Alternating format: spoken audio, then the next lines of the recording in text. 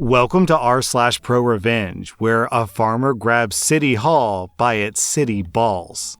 Our next Reddit post is from the Ruli. This happened quite a few years ago. My hometown has a thing called the ALR, the Agricultural Land Reserve. Basically, there are areas of land that can only ever be used for agriculture to protect prime agriculture land from becoming highways and strip malls and things like that. A friend of mine, Fred, had inherited a piece of such land on the outskirts of the city. He had no interest in doing any kind of farming, but the ALR rules allow for the property owner to have a personal residence on the land. So he built a house on it and had a nice place to live just outside of town. Now, City Hall has ways of acquiring ALR land and using it for non-agricultural purposes. I'm not familiar with how exactly, but they can, and it's basically impossible for anyone else to. One thing the city would do is acquire ALR land and turn it into condo developments. They had a vision for 3 high-end condos to be built where Fred's property was. They had already bought the properties on either side of Fred's land and were going after his land too. The city was only offering Fred the property value, and since he just built a house there, he would be losing on the deal, so Fred said no. While the condos on either side of Fred's land were being constructed, the city used every tool they could to try to expropriate Fred's land, but the ALR restrictions made it tricky. Finally, they told Fred that since his land was ALR, he needed to be using it for agriculture within 30 days, or they could take it from him. Fred's response? Pig farm. He crammed as many pigs onto his property as he legally could. Full compliance with farming regulations, health and safety, the whole 9 yards. Since he had fulfilled his obligations with the ALR, the city couldn't touch him.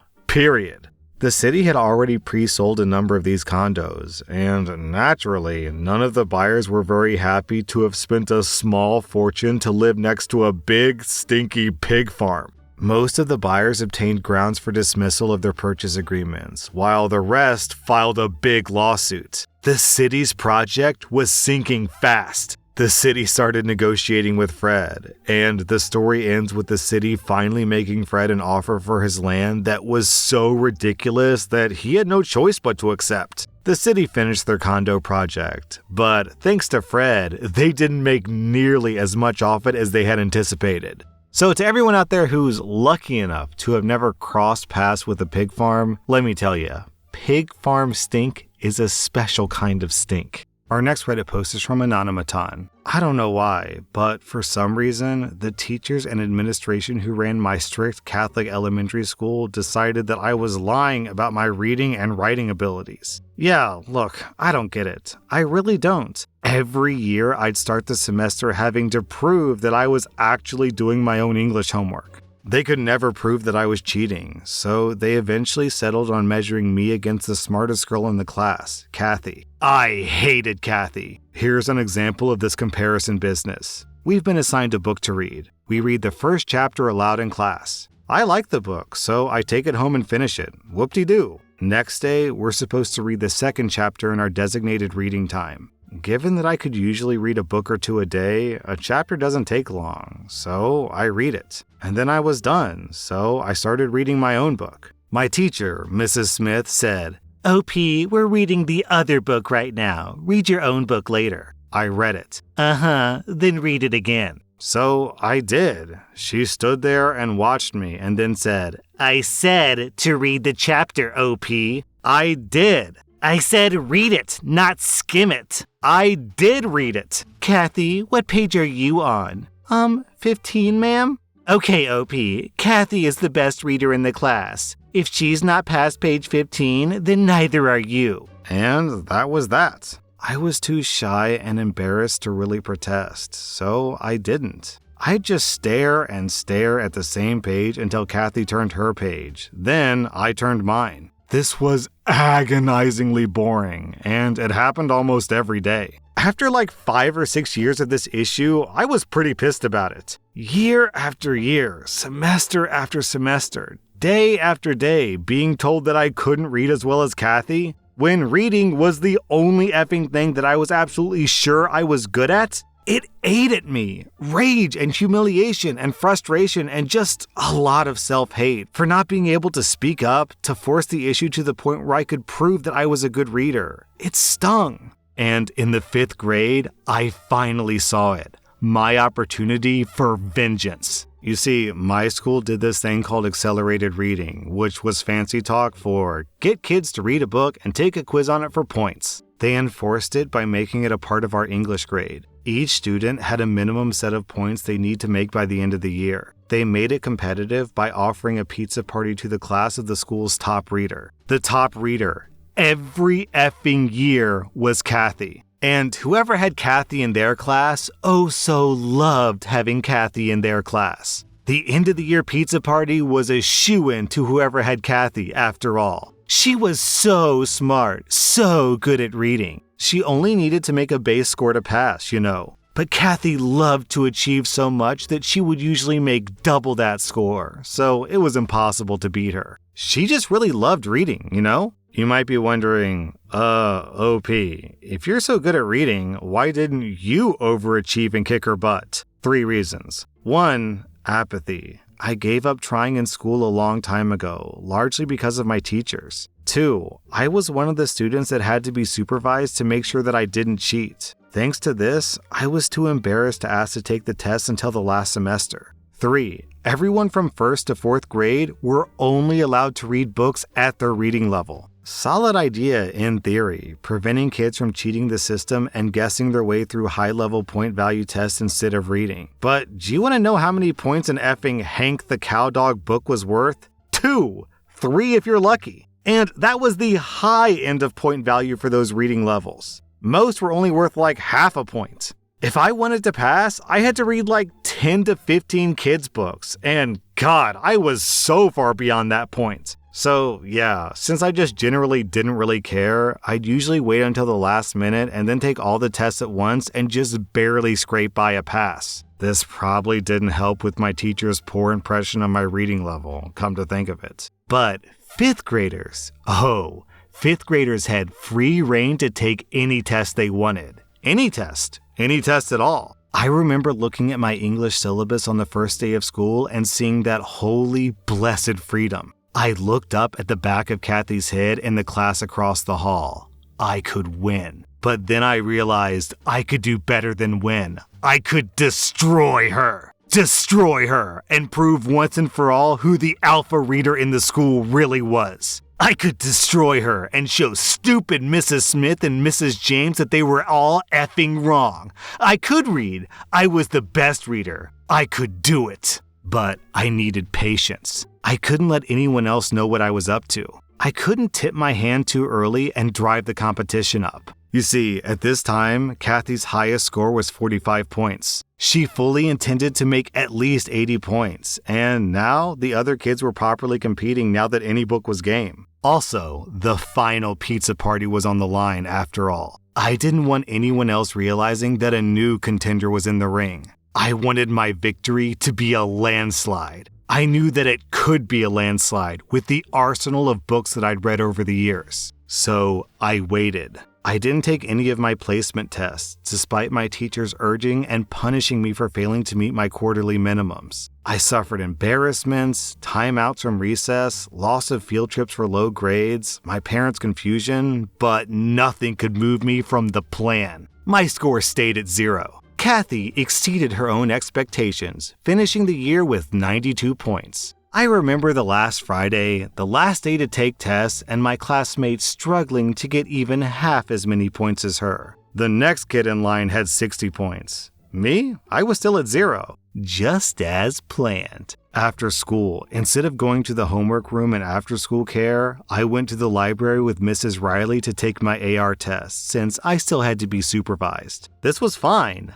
I needed a witness. I started taking tests. I took all the tests. Every book I'd ever read that was available to be tested, I tested. All of the Babysitter's Club, all of Sweet Valley High, all of Nancy Drew, the Hardy Boys, the great illustrated classics, the unabridged versions of those same books, every Jack London novel, all of those Dive and Everest survival books, the 3 Harry Potter books that were out, all the Calvin and Hobbes and Garfield's comics. I even took tests on freaking Goosebumps, Animorphs, The Magic Treehouse, and all those effing Hank the Cowdog books. And those are just the series. I read loads of standalone books, and I took tests on those too. I can't even freaking remember them all. Every freaking book I'd ever read, I tested. It took hours. About 1 hour in, Mrs. Riley tried to stop me, but I shocked both of us when I very firmly told her, "No, I'm not stopping until I'm done." I'd never spoken to an adult like that in my life.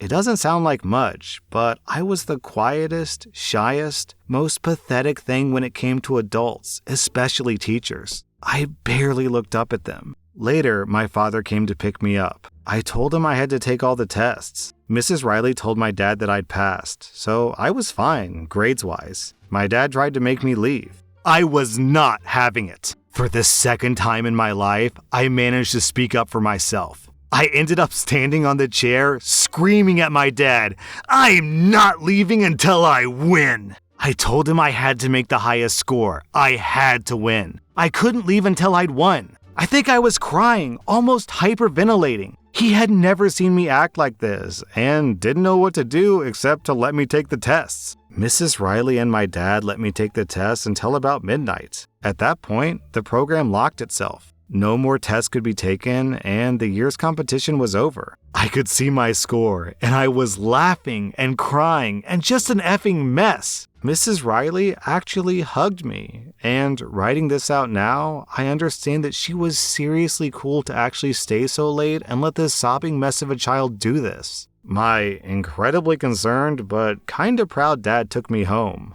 I couldn't wait for Monday. You see, they announced the winners of the AR competition over the intercoms to the whole school. I timed my victory perfectly. By keeping a 0, my name was never added to the school scoreboard. By waiting until the last day to test, the board wasn't updated with my score. Kathy was still the victor, as far as anyone knew. No one knew the truth.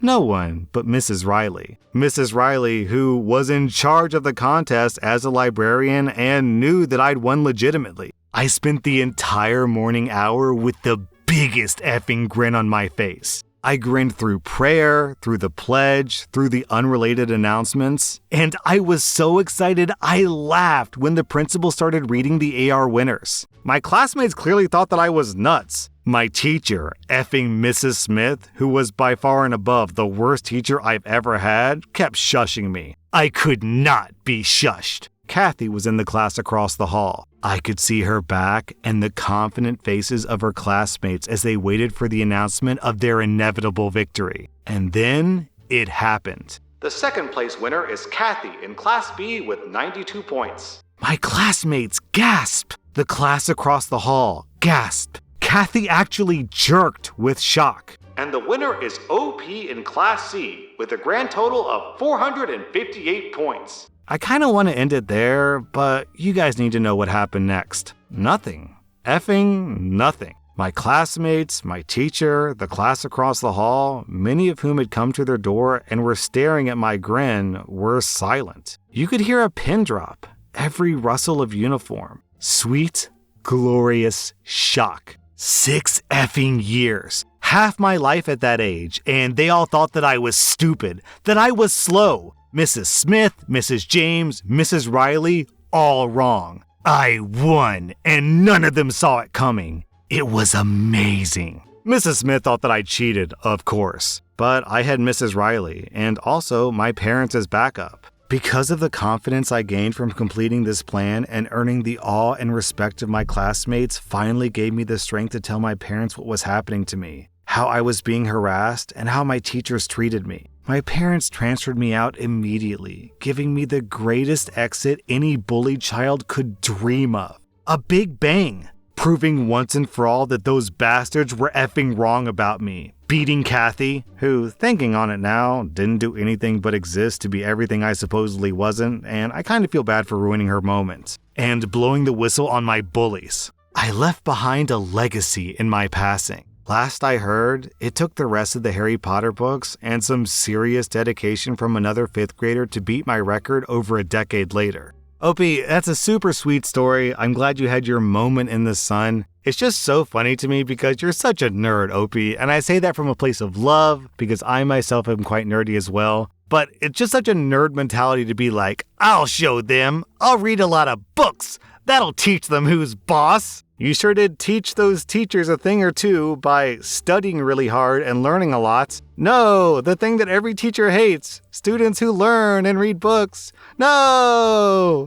Our next Reddit post is from Green Monkey. I had a really sucky roommate one time. Absolutely no respect for boundaries. He eats all my food, leaves the house trashed, etc. One of his favorite activities was to pick my lock when I wasn't home to smoke my pot. Every single day. So one day I was cleaning before work and found some concentrated salvia extract from my brief foray into ethnobotanicals. Salvia is a powerful and quick-acting, legal plant which induces full-blown visual and auditory hallucinations for about 15 minutes when smoked. It's not exactly unpleasant, but I wouldn't call it fun either. Naturally, I pack my bong full of the stuff and leave it in my locked room. I come home from work and the bong has been smoked. My roommate spends the rest of the night dropping hints to me, trying to figure out what the heck he just smoked without coming out and admitting that he broke into my room and stole from me. I never said anything, and he never touched my stuff again.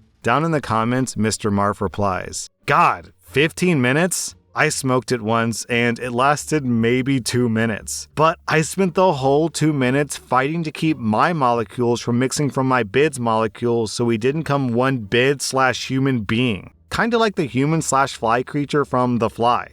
That was rSlash/Prorevenge, and if you like this content, check out my podcast where I publish the exact same episodes. Also, hit that subscribe button because I put out new Reddit videos every single day.